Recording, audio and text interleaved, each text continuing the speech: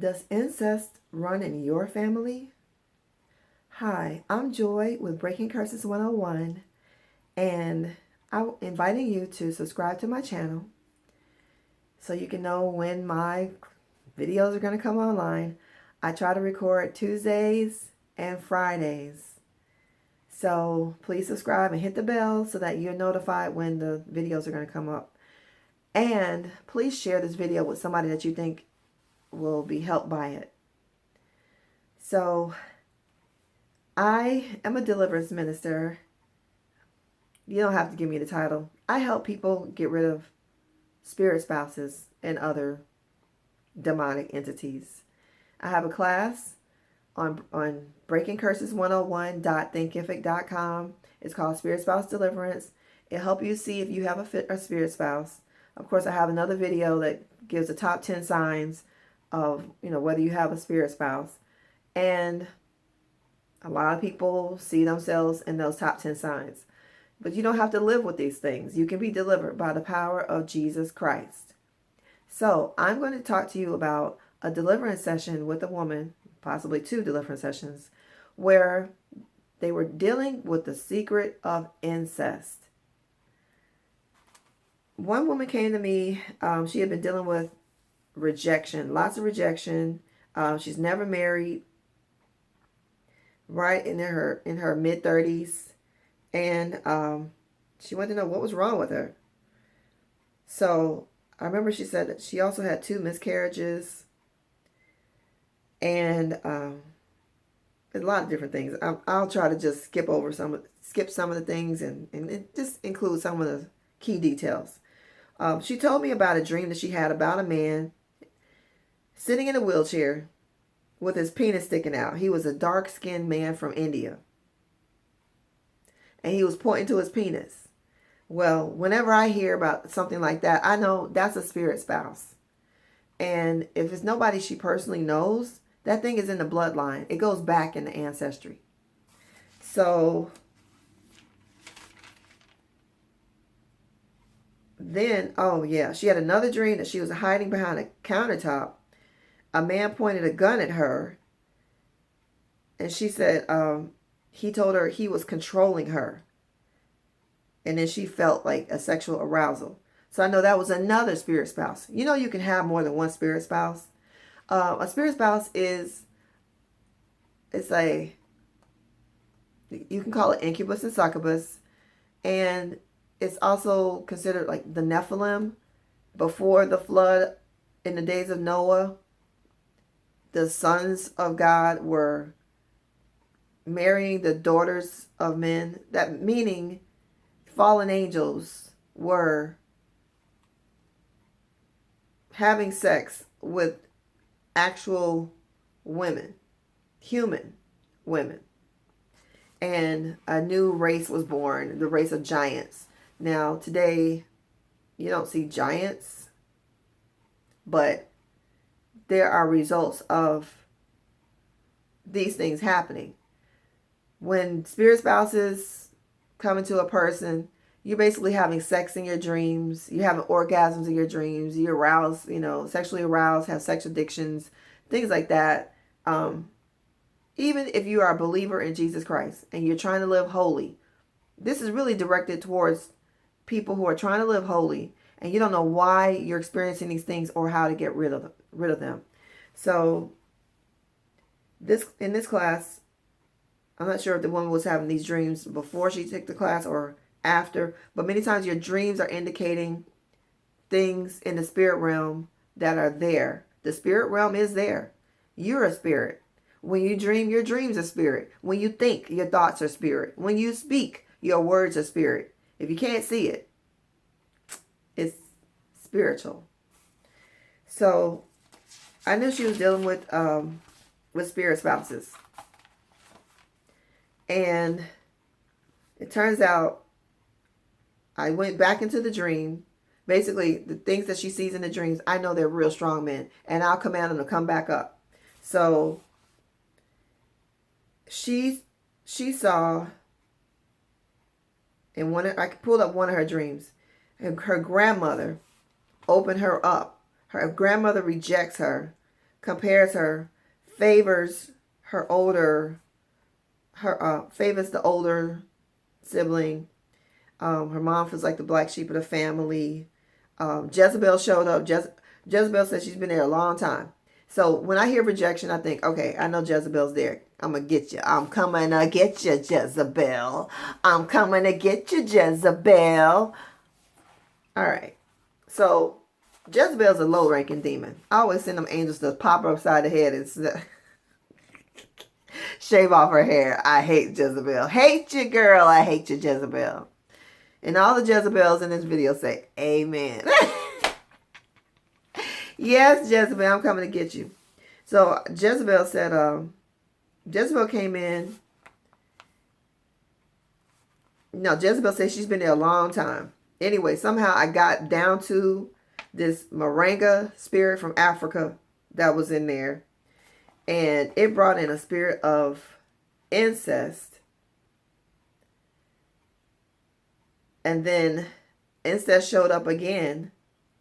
And it came in through the Choctaw Indian Nation. Choctaw. Keep a note of that name. Choctaw Indians. Now, most people I deal with are African Americans. And I know that the Native Americans were driven out of this country. The ones that were allowed on the reservation were not all the ones that were there. The ones that are brown skinned, they were voted out of the nation or kicked out of the Indian tribes and forced to throw away basically their Indian heritage. I know I have Cherokee in my ancestry. When you see that long narrow faces, the long with no forehead. Anyway, I know there was Cherokee on my mother's side, and I really think I know my dad had some. If you're from the north, if you're from the Chicago area, Detroit, Chicago, there were trading posts up there, and Native Americans traded furs and other things. Chicago started out as one big trading post, and the Indians mixed up there, and a lot of Native Americans did mix with freed slaves.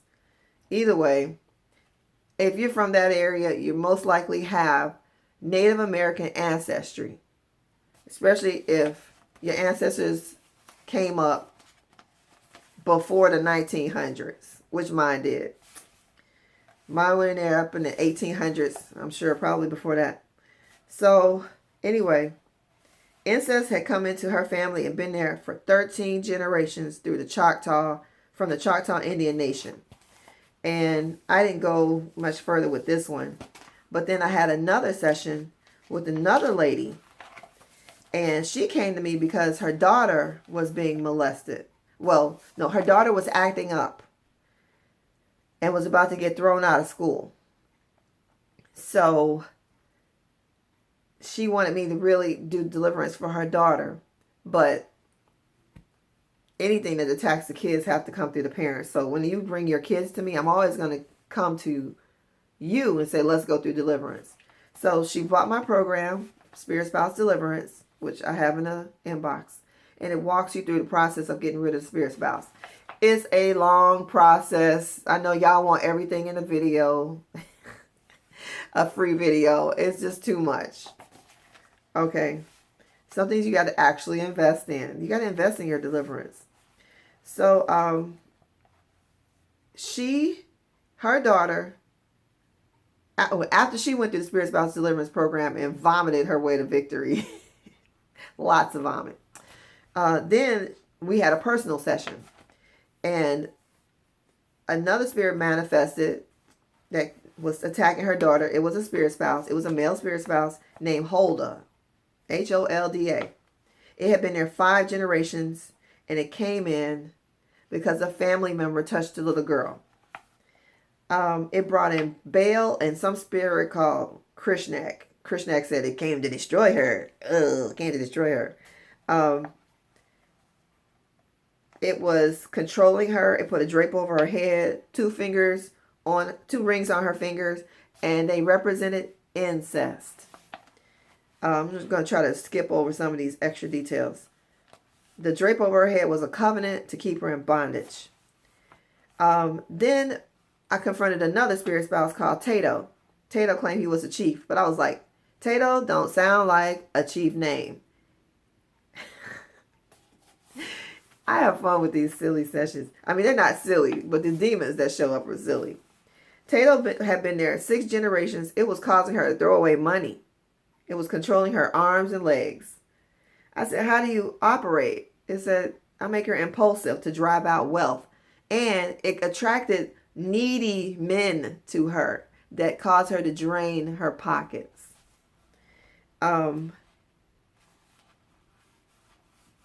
Then I said, well, I don't think you're the chief. I want the chief.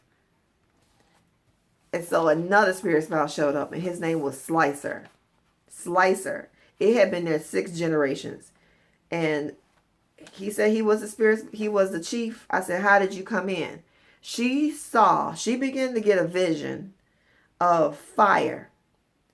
And there was a baby they stabbed the babies through the heart and then burned the baby as a sacrifice to Baal. She heard the year 1909, and she saw Native Americans doing that. And guess which Native Americans? The Choctaw Nation. And it brought in a spirit of incest, perversion, lust, and promiscuity. And it also brought in legion. So I had to cast all of that stuff out. She vomited. Every time I cast out one of these things, she vomited. So she vomited when I cast the spirit out of her daughter. Then she vomited again when I cast out the wealth blocking spirit, which was another spirit spouse. And then when I cast out Slicer, another spirit spouse came in. This thing said it came in through San Diego, the Choctaw Indians in San Diego. But anyway, the Choctaw Nation came up a couple of times. I've done a lot of deliverance sessions, and Native Americans show up. I haven't gotten Chickasaw. I can't remember the names of them, but these Native Americans were doing a lot of rituals. And these people always see somebody dancing around the fire or sacrificing a baby. Oh my goodness. It's terrible. And one lady, she saw her ancestors ripping the babies from the mother's womb and like slicing them up and letting the women bleed out. Just bleed out. So basically they're sacrificing the baby and the mother. Their own people now. These are their own people. Okay? All right. So if you're interested in spirit spouse deliverance, number 1, you're going to have more than one spirit spouse. Number 2, if you have a personal session with me, it's not going to get rid of all your spirit spouses. I'm going to teach you how to confront them and how to battle them when you start to identify them. But I'm going to jumpstart you, okay? And it's going to be the best thing that ever happened to you. People are feeling so free. I'm feeling free. My family's getting free. It's awesome when you know that it's not the end if your child has experienced rape or molestation. You can cast that spirit out, and you can bring bring purity back into their lives in the name of Jesus Christ. God bless you, and I'll see you again.